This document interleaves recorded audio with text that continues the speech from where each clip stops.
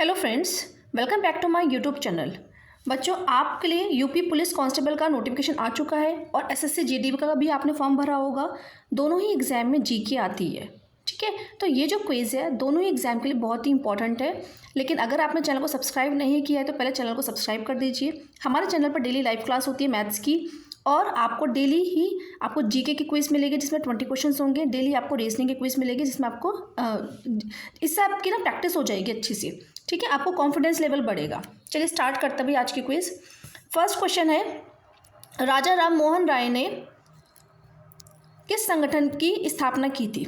ठीक है, तो बताइए, धर्म सभा, आत्म सभा, प्रार्थना सभा या फिर आर्य समाज। अब आप चेक कीजिए कि आपको आपकी नॉलेज कितनी है, आपकी प्रैक्टिस कितनी है। अभी खुद देखिए, बताइए आंसर, सोचिए, ठीक है। 4 सेकंड का टाइम लेना है बस सोचने में, ज़्यादा टाइम नहीं लेना है भाई। धर्म सभा, आत्म सभा, प्रार्थना सभा, आर्य समाज। तो किसकी की थी आप इसमें? आत्म सभा की, ठीक है। आपका जो राइट ऑप्शन है वो है आत्म सभा। ओके, अब देखिए प्रार्थना सभा की स्थापना की थी आत्माराम पांडुरंग ने, ठीक है।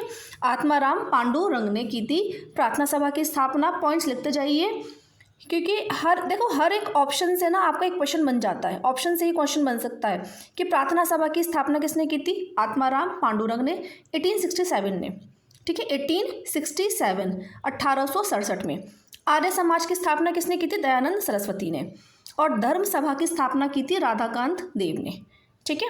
तो ये आपके कितने सारे क्वेश्चंस बन गए इसी क्वेश्चन से। चलिए भाई, अब हम नेक्स्ट देखते हैं। जजिया कर को समाप्त करने वाला प्रथम मुगल शासक कौन था? तो कौन था, फटाफट सोचिए, बताइए इसका आंसर क्या होगा। अकबर होगा, शाहजहां होगा, औरंगजेब या फिर हुमायूं। तो जजिया कर को किसने समाप्त किया था? अकबर ने, ठीक है। अच्छा, शाहजहां ने सिजदा, ये बहुत ही इंपॉर्टेंट है भाई। सिजदा और पायोबस, ठीक है। थोड़ा सा इससे लिखने जा रहा भाई, पायोबस प्रथा, ठीक है। पायोबस प्रथा को समाप्त किया था शाहजहां ने। कौन सी? सिजदा और पायोबस प्रथा को समाप्त किया था। और जजिया कर को किसने समाप्त किया था? अकबर ने, ठीक है। चलो आगे देखते हैं। थर्ड क्वेश्चन है, कर्क रेखा भारत के कितने राज्यों से होकर गुजरती है? बहुत ही इंपॉर्टेंट क्वेश्चन है भाई। कर्क रेखा भारत के 8 राज्यों, ये ऑप्शन जो है 88 लिखा हुआ ना, उसको ठीक कर लो ना, ये 8 है, ठीक है, 8 यहाँ पे मिस्टेक है, ठीक है। तो कितने राज्यों से होकर गुजरती है? 8 राज्यों से होकर गुजरती है। कौन कौन से, ये बहुत पूछते हैं एग्जाम में, ठीक। आपको ना आपको जैसे 4 स्टेट दे रखे होंगे और आपसे पूछा होता कि कर्क रेखा इनमें से किस राज्य से होकर नहीं गुजरती। नहीं का ज़्यादा पूछते हैं, तो याद रखो भाई कौन कौन से हैं। गुजरात, ठीक है, राजस्थान, मध्य प्रदेश, छत्तीसगढ़, झारखंड, ठीक है, झारखंड, वेस्ट बंगाल, त्रिपुरा और मिजोरम, ठीक। कौन कौन से? गुजरात, राजस्थान, मध्य प्रदेश, छत्तीसगढ़, झारखंड, वेस्ट बंगाल, पश्चिम बंगाल यानी कि मिजोरम और त्रिपुरा। तो ये 8 राज्य हैं, इनसे होकर कर्क रेखा गुजरती है। बहुत ही ज़्यादा इंपॉर्टेंट है ये भी क्वेश्चन। नेक्स्ट, विश्व पृथ्वी दिवस कब मनाया जाता है? बहुत ही आसान सा क्वेश्चन है और बहुत बार पूछा गया है हर एग्जाम में, मतलब काफ़ी सारे एग्जाम्स में पूछा गया है। विश्व पृथ्वी दिवस कब मनाते हैं भाई? 22 अप्रैल, ठीक है, 22 अप्रैल को मनाया जाता है। अच्छा, 18 अप्रैल को बनता है भाई कौन सा? वर्ल्ड हेरिटेज डे, विश्व धरोहर दिवस, ठीक है, विश्व धरोहर दिवस, ठीक है। विश्व धरोहर दिवस, वर्ल्ड हेरिटेज डे मनाया जाता है 18 अप्रैल को, ठीक है। और 21 अप्रैल को भाई मनाया जाता है सिविल सेवा दिवस, याद रखना, ठीक है। सिविल सेवा दिवस मनाया जाता है 21 अप्रैल को। क्लियर हो गया? चलिए नेक्स्ट क्वेश्चन देखते हैं। निम्नलिखित में से कौन सी नदी प्रायद्वीपीय भारत की सबसे लंबी नदी है? गंगा नदी, गोदावरी नदी, कृष्णा नदी या फिर कावेरी नदी। तो आपको पता होगा कौन सी नदी है भाई? गोदावरी नदी, ठीक है। नेक्स्ट क्वेश्चन नंबर 6 देखते हैं। भारत में वन्य जीव संरक्षण अधिनियम किस वर्ष लागू किया गया था? तो किया गया था भाई कब? 1972, 1972 में। वन्य जीव संरक्षण अधिनियम, बहुत इंपॉर्टेंट क्वेश्चन है, काफ़ी एग्जाम में पूछा गया है। कब हुआ था ये लागू? 1972 में। पवन को गति को मापने वाला उपकरण कौन सा है भाई? पवन की गति, पवन की गति को मापने वाला उपकरण कौन सा है? एनीमोमीटर। ठीक है, कौन सा है भाई? एनीमोमीटर। ठीक, एक सेकेंड। एनीमोमीटर, पवन की गति को किससे हम नापते हैं? एनीमोमीटर से। ठीक है, देखो ये पोलोमीटर लिखा है भाई, इसको ठीक कर लेना, ये बोलोमीटर होगा। ठीक है, बोलो, बा आएगा यहाँ पे। ठीक है, मिस्टेक है, पा की जगह यहाँ पर क्या आएगा? बा आएगा, बोलोमीटर।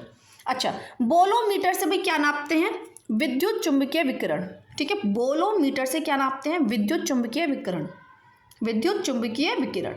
हाइड्रोमीटर बहुत इंपॉर्टेंट है, हाइड्रोमीटर से हम क्या नापते हैं? द्रव का घनत्व, द्रव का घनत्व। ठीक है, एक होता है भाई हाइड्रोमीटर और एक होता है आपका हाइग्रोमीटर, बहुत कंफ्यूजन हो जाता है। तो हाइड्रा जहाँ भी वर्ड आता है तो हाइड्रा की हम जब भी बात करते हैं तो वाटर से मतलब होता है हाइड्रा, है ना। तो हाइड्रोमीटर से हम क्या नापेंगे? द्रव का घनत्व। हाइग्रोमीटर से हम नापते हैं वायुमंडल की आर्द्रता, वायुमंडल की आर्द्रता। बहुत ही इंपॉर्टेंट क्वेश्चन है ये दोनों, हाइड्रोमीटर भी बहुत पूछता है और हाइग्रोमीटर भी बहुत आता है एग्जाम में। नेक्स्ट देखते हैं भाई, भारत में पहला कृषि विज्ञान केंद्र कहाँ स्थापित हुआ था भाई? कहाँ हुआ था भारत में पहला कृषि विज्ञान केंद्र? पुदुचेरी। ठीक है, पुदुचेरी में।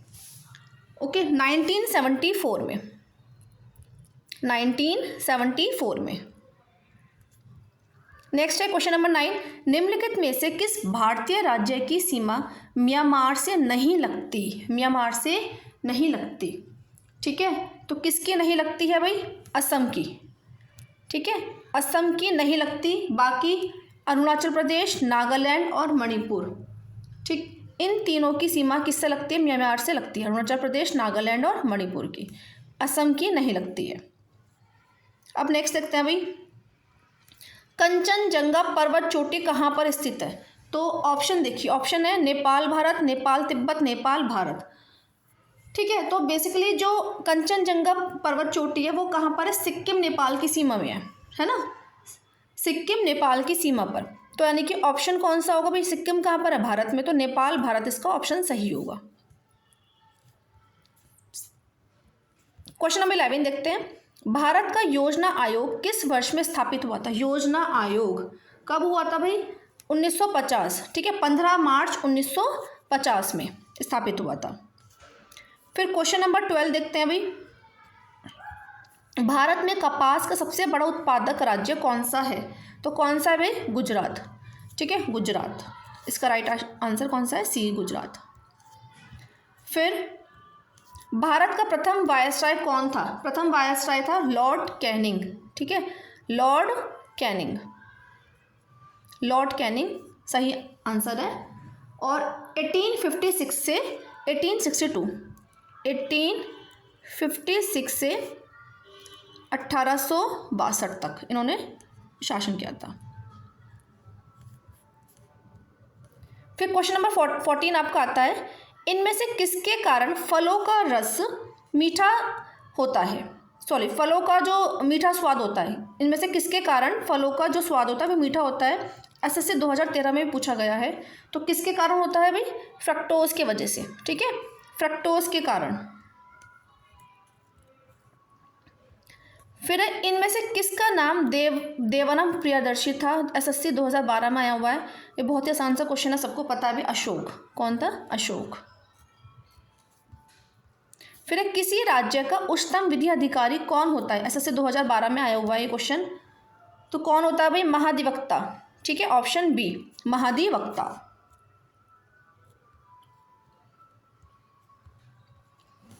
क्वेश्चन नंबर 17 देखिए, इनमें से किसे भारतीय बिस्मार्क के रूप में जाना जाता है? एसएससी 2011 में आया है। ठीक है, भारतीय बिस्मार्क के रूप में जाना जाता है वल्लभ भाई पटेल, सरदार वल्लभ भाई Patel, option A. Question number 18 देखिए, पूना समझौता। पूना समझौता कब हुआ था भाई? 1932 में, ये भी पूछ सकते हैं आपसे। पूना समझौता कब हुआ था? 1932 में। किसके बीच हुआ था? किसके बीच हुआ था भैया? भीमराव अंबेडकर और गांधी जी के बीच में। ठीक है, गांधी यानी कि ऑप्शन कौन सा हो जाएगा भाई? बी, गांधी तथा अंबेडकर के बीच में हुआ था।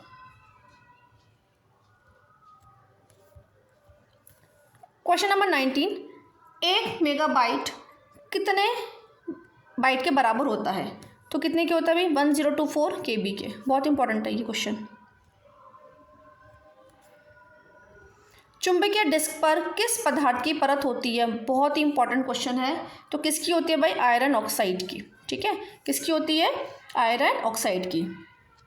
तो स्टूडेंट्स, ये हमने 20 क्वेश्चंस किए थे, बहुत ही इंपॉर्टेंट क्वेश्चंस थे।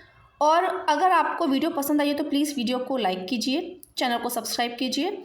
आपको डेली ऐसे ही 20 क्वेश्चंस मिलेंगे जीके के, और 20 क्वेश्चंस आपको रीजनिंग के मिलेंगे। और मैथ्स की आप लोगों की लाइव क्लास चल रही है, तो प्लीज़ आप लोग के जो भी फ्रेंड्स हैं उनके साथ चैनल को शेयर कीजिए। Thank you.